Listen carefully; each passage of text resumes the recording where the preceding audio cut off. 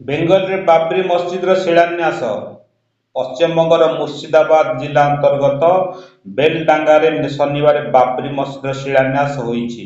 ତୃଣମୂଳ କଂଗ୍ରେସ ଟିଏମସିର ନିଲମ୍ବିତ ବିଧାୟକ ହୁମାୟୁନ କବୀର ମୌଲାବୀଙ୍କ ସହ ମିଶି ଫିତାକାଟିଆର ଭିତ୍ତିପ୍ରସ୍ତର ସ୍ଥାପନ କରିଛନ୍ତି। ଏହି ସମୟରେ ସୁରକ୍ଷା ବ୍ୟବସ୍ଥା କଡ଼ାକଡ଼ି କରାଯାଇଥିଲା। ମସଜିଦର ଶିଳାନ୍ୟାସ କାର୍ଯ୍ୟକ୍ରମରେ 2 ଲକ୍ଷରୁ ଅଧିକ ଲୋକ ସାମିଲ ହୋଇଥିଲେ।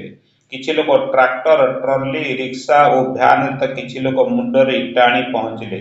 ଏହି ସମୟରେ ନାରା ଏ ତକବୀର, ଆଲ୍ଲାହୁ ଆକବର ସ୍ଲୋଗାନ ଦିଆଯାଇଥିଲା।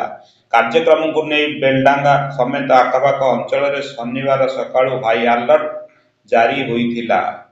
ବେଲଡାଙ୍ଗା ଓ ଏହାର ନିକଟବର୍ତ୍ତୀ ସ୍ଥାନରେ କେନ୍ଦ୍ରୀୟ ସଶସ୍ତ୍ର ବଳର 19ଟି ରାପିଡ୍ ଆକ୍ସନ ଫୋର୍ସ ବିଏସ୍ଏଫ୍, ସ୍ଥାନୀୟ ପୁଲିସର ଅନେକ ଟିମ୍ ସହିତ 3000ରୁ ଅଧିକ ଯବାନ ମୁତୟନ ହୋଇଥିଲେ।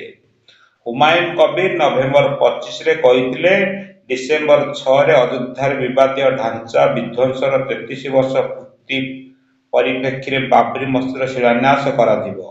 ଏହାପରେ ଟିଏମସି ତାଙ୍କୁ ଡିସେମ୍ବର 4ରେ ଦଳରୁ ନିଲମ୍ବିତ କରିଥିଲା।